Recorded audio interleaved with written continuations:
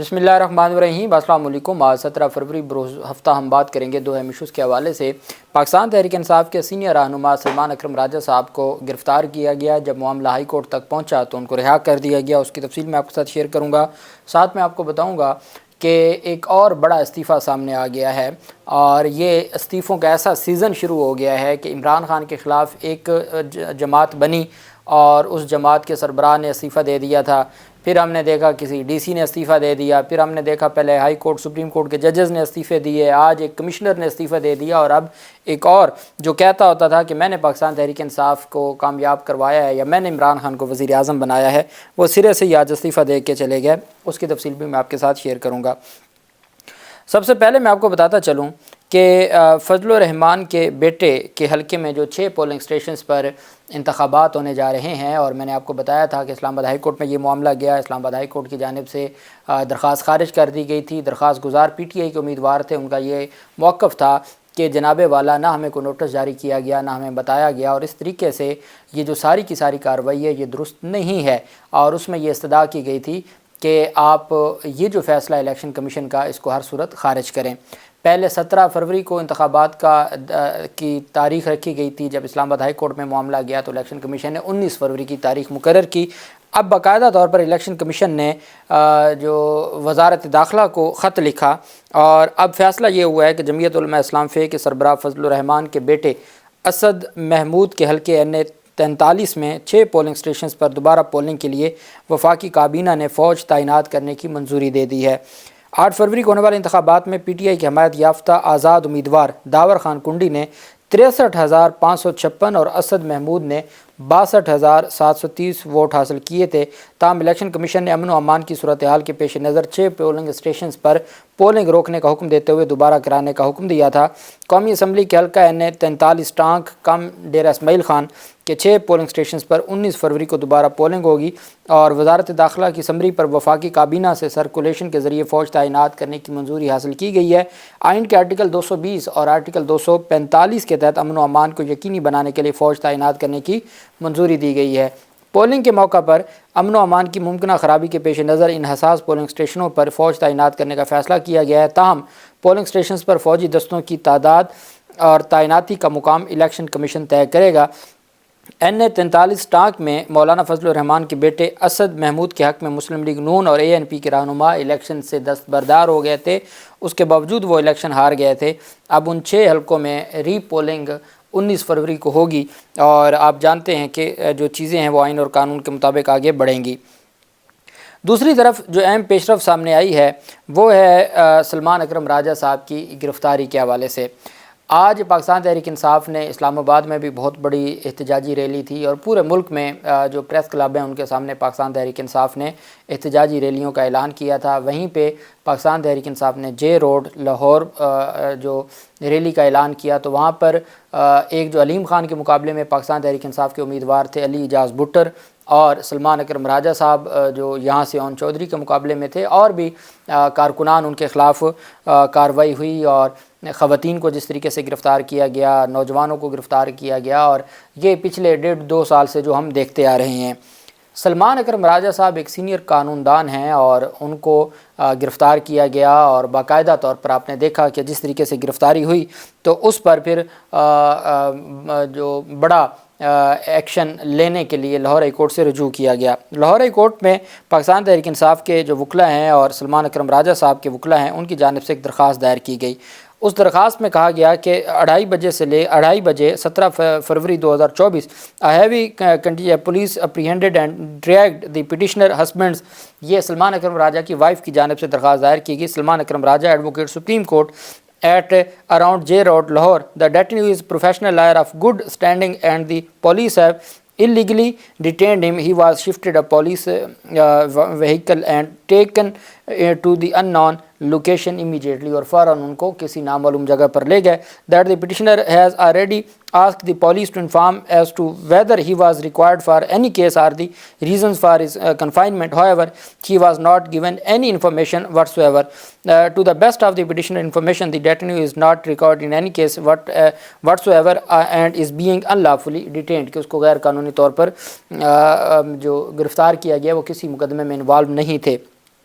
that the petitioner and her family have been running from pillar to post to try and locate her husband, but they are being provided no information whatsoever as to their whereabouts or where they are in custody or in whose custody they are and under what lawful authority.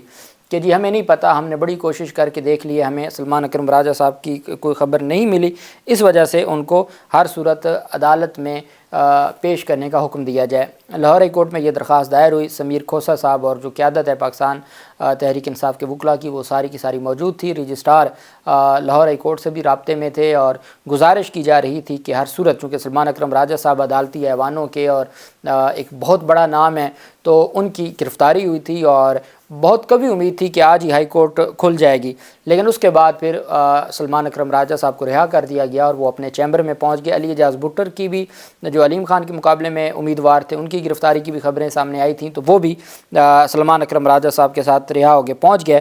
بعد میں ایک مقدمہ number 17 تاریخ کا، آج کا 17 فروری کا 344/24 بجرم 290 تعزیرات پاکستان اور 291 تعزیرات پاکستان کے تحت یہ اس میں مدیت ہے۔ اس میں سرکار کی سہیل شہزاد انسپیکٹر ہیں، وہ کہتے ہیں جی کہ میں جے روڈ پر سامنے موجود تھے، سلمان اکرم راجہ اپنے ساتھ 10-15 نامعلوم افراد روڈ بلا کر کے احتجاج اور نعرہ بازی کر رہے تھے، جس کو با امداد ہمراہیاں قابو کیا گیا۔ نامعلوم افراد موقع سے فرار ہو گئے، جبکہ سلمان اکرم راجہ کو موقع سے گرفتار کر لیا۔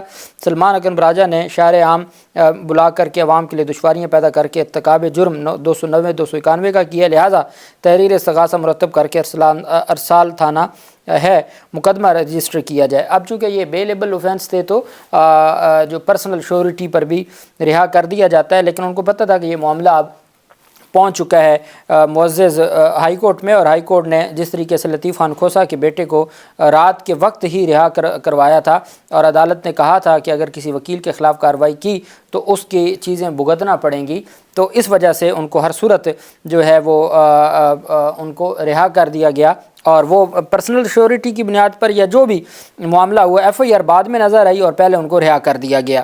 اب ان کی رہائی کے بعد جو تفصیلات سامنے آئیں کہ جی ان کو ان کے خلاف جو مقدمہ تھا وہ راستہ بند کرنے کا تھا، اور اس وجہ سے ان کو گرفتار کیا گیا۔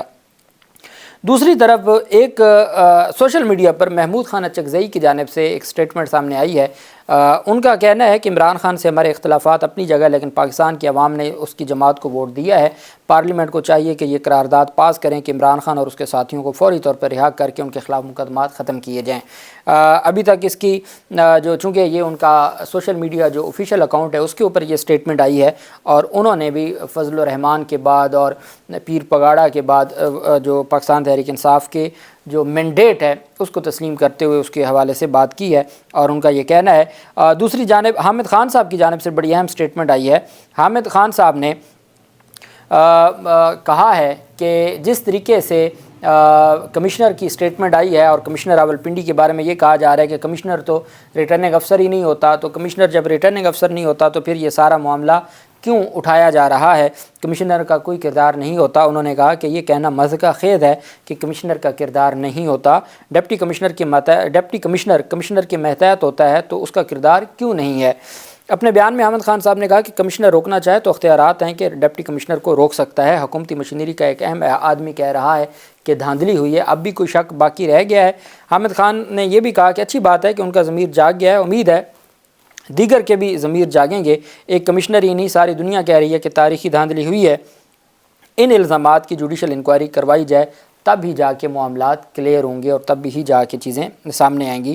تو یہ پاکستان تحریک انصاف کے جو سینئر رہنما بھی ہیں اور سینئر ایڈوکیٹ ہیں حامد خان صاحب، ان کی جانب سے جو مطالبہ کیا گیا ہے کہ ہر صورت جوڈیشل انکوائری ہونی چاہیے ان الزامات کی۔ دوسری جانب پاکستان تحریک انصاف پارلیمنٹیرین کے سربراہ پرویز خٹک نے نہ صرف پارٹی عہدے سے استعفیٰ دے دیا ہے، پارٹی سربراہی سے استعفیٰ دے دیا، بلکہ بنیادی رکنیت سے بھی استعفیٰ دے دیا ہے۔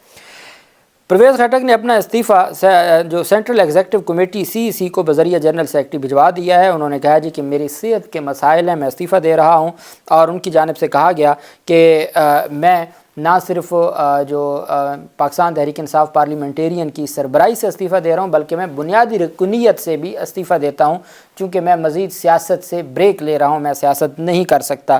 چند روز قبل بھی ان کے استعفے کی خبر سامنے آئی تھی، لیکن خود ہی انہوں نے تردید کر دی تھی اور کہا تھا کہ میں استعفیٰ نہیں دے رہا بلکہ میں بریک لے رہا ہوں۔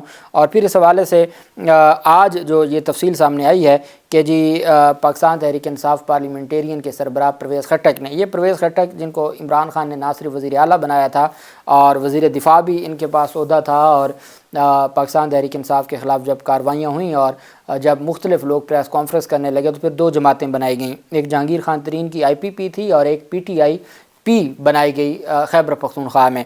خیبر پختونخوا کے لوگوں کو شامل کرنے کے لیے PTI پی بنائی گئی اور IPP بنائی گئی پنجاب میں۔